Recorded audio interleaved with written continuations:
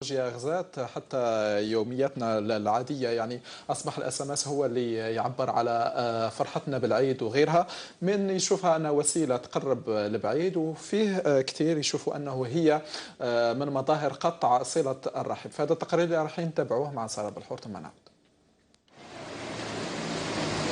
مناسبة العيد فرصة لا تعوض لنيل الأجر والثواب، وصلة الأرحام تزيد من ربط علاقة المودة والائتلاف بين العائلات الجزائرية، ولكن المتطلع لحال مجتمعنا يلاحظ أنها بدأت تقل وتحل محلها الرسائل القصيرة. كاين اللي بعد وكاين اللي لا، كاين زعما منا يسكنوا بعاد بجيت بجايه، كاين اللي دار عمتي ومنا بعدهم ميساج بلا ما، كاين اللي هنا قراب تروح منهم تسلم عليهم تقبل عليهم. بون ديجا أنا وحدة منهم، مي بصح شاكان سي كوز، دونك دوكو حلاوتها هكا كي تروح حيت لي، مي ابارامون كل واحد كيفاش، دونك لازم نعذروا شويه. في حين لا يحبذ الكثير من الأشخاص التغافر عبر الرسائل القصيرة، معتبرين إياها دخيلة على المجتمع الجزائري بحكم أنها تساهم في قطع صلة الرحم. صلة الرحم من واصلها واصلته رحمتي، ومن قاطعها قطعته رحمتي، فليعوذ بالله. لازم صلة الرحم الإنسان ما يقطعهاش.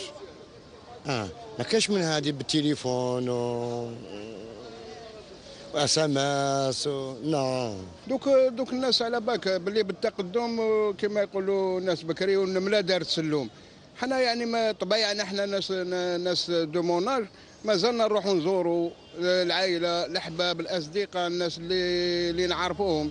مي دوك تلقى يبعث لك فوالا ميور فو بور لايد كذا السلام عليكم. تبادل رسالة قصيرة تحتوي على عبارة صح عيدكم تقلل من فرصة اللقاء بين الأقارب والتواصل بينهم، خاصة في هذه الأيام المباركة.